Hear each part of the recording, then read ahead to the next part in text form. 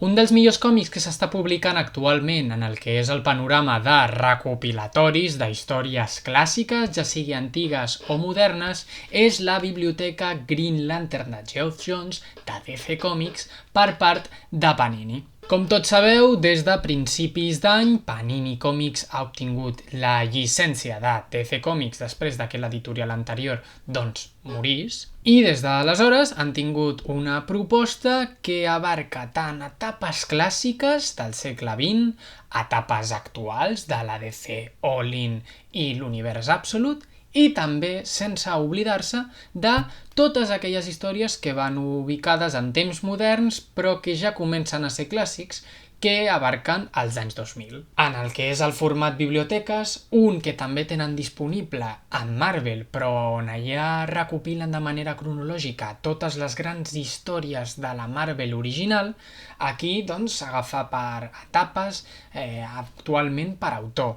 En el cas de la DC normal i corrent, tenim el Superman de John Byrne i aquest Green Lantern de Geoff Johns. He considerat que ara, 3 mesos després de que s'ha començat a publicar aquesta col·lecció en aquest format, estaria bé repassar els 3 volums ja publicats. En quant a números que recopilen, seré molt estricte i només parlaré del que Panini ha publicat fins a dia d'avui a principis d'octubre. Però en qüestió de formats faré una mica de trampa. I és que el primer dels 3 formats jo el tinc en aquesta edició de Planeta d'Agostini de Green Lantern Rebirth, però que ara us ho explicaré. Per posar-nos en context amb aquesta etapa ens hem de remuntar fins l'any 1995 en què es va publicar un esdeveniment dins de la col·lecció principal de Green Lantern titulat Emerald Twilight. En aquesta història ens trobem un Hal Jordan que després de la destrucció de Cow City es torna boig i destrueix tot el cos de Green Lantern, els Guardians de l'Univers i tot el que representa la seva figura d'heroi.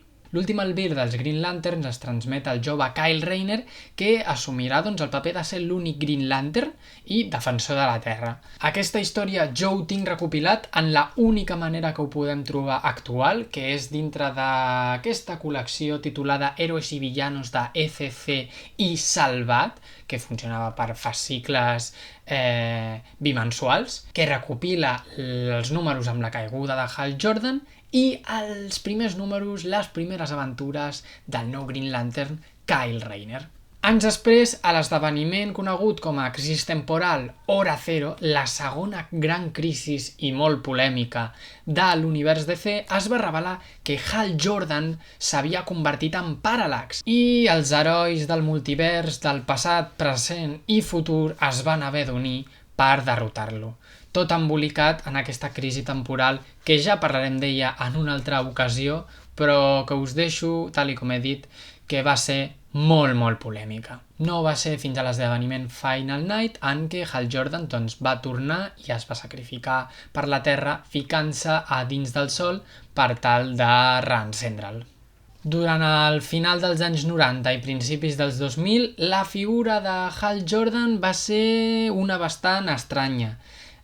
Un dels principals herois del passat de DC s'havia convertit en una espècie d'ermitany que anava més enllà de la vida o la mort.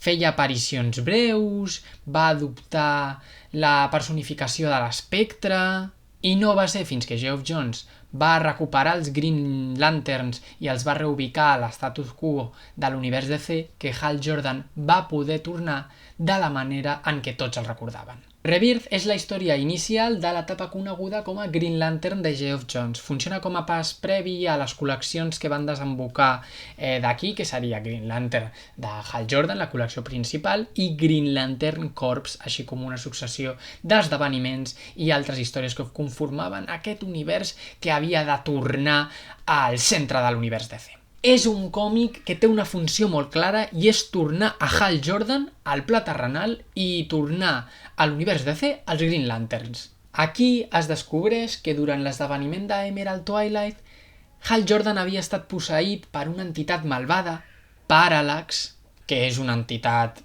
maligna, que es fonamenta en la por, que és la contrapartida total dels Green Lantern, que es fonamenten en la força de la voluntat. I bé, Guy Gardner, Kyle Rayner, Jon Stewart i Kilowog, que havien sigut vells Green Lanterns, doncs tornen a agafar els seus càrrecs per tal de derrotar a Parallax i tornar Hal Jordan al costat del bé.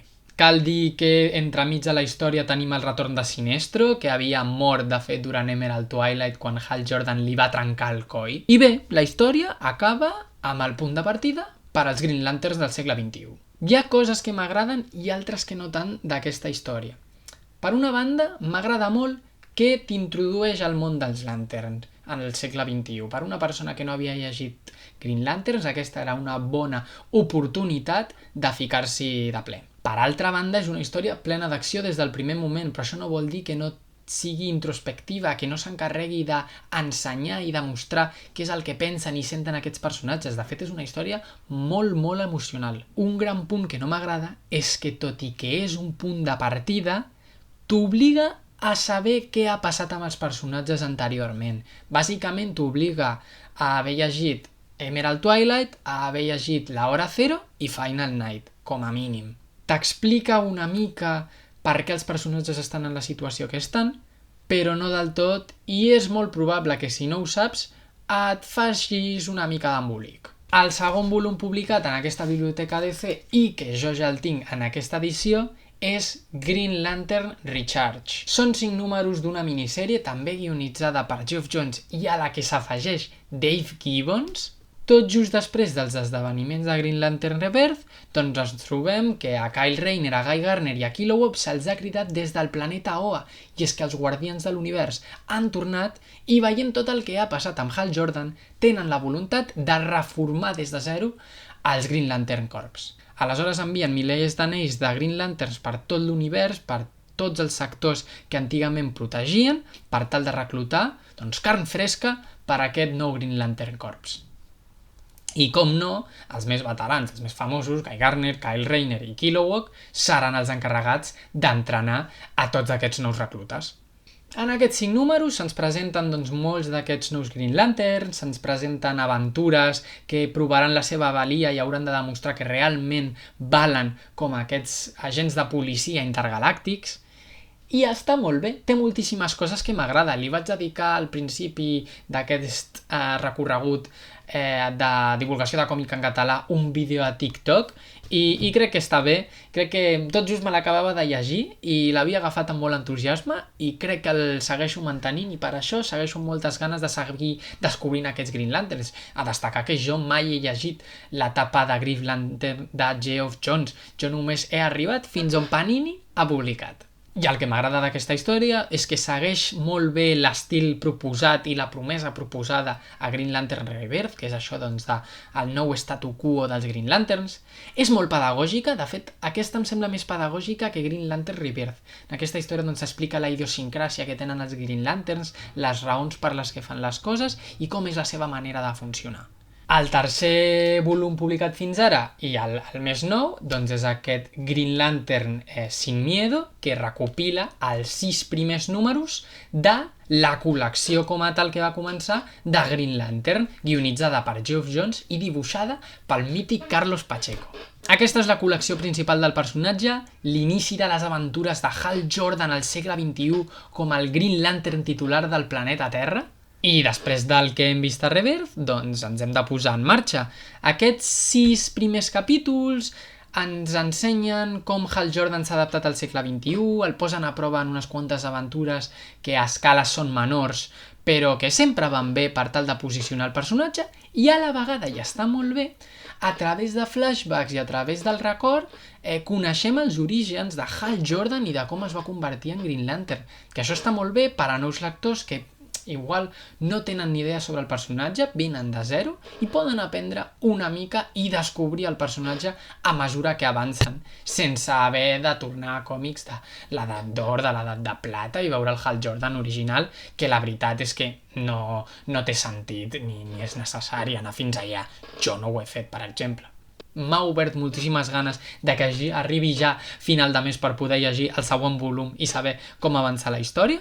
Planteja una història molt moderna del personatge. Han passat ja 20 anys des que es va publicar això i la veritat és que no ho trobo antiquat en cap sentit. I està molt bé perquè Geoff Johns és un arquitecte, així com altres autors ho són, com per exemple Jonathan Hickman, que ja hem parlat d'ell aquí al canal, i aquesta història planteja aventures una mica menors, però està ple tot de guinys, de misteris que estic segura que seran resolts en el futur en esdeveniments molt coneguts com la Guerra del Sinestro Corps o Blackest Night. I bé, estic molt content amb tot el que he llegit fins ara del Green Lantern de Geoff Johns. Han estat 2 minissèries i els 6 primers números de la col·lecció principal i, com he dit, tinc moltes ganes de seguir descobrint aquest personatge, de seguir descobrint les històries d'aquest autor amb el personatge i veure què tal avança. Més endavant us segueixo comentant. Fins la següent!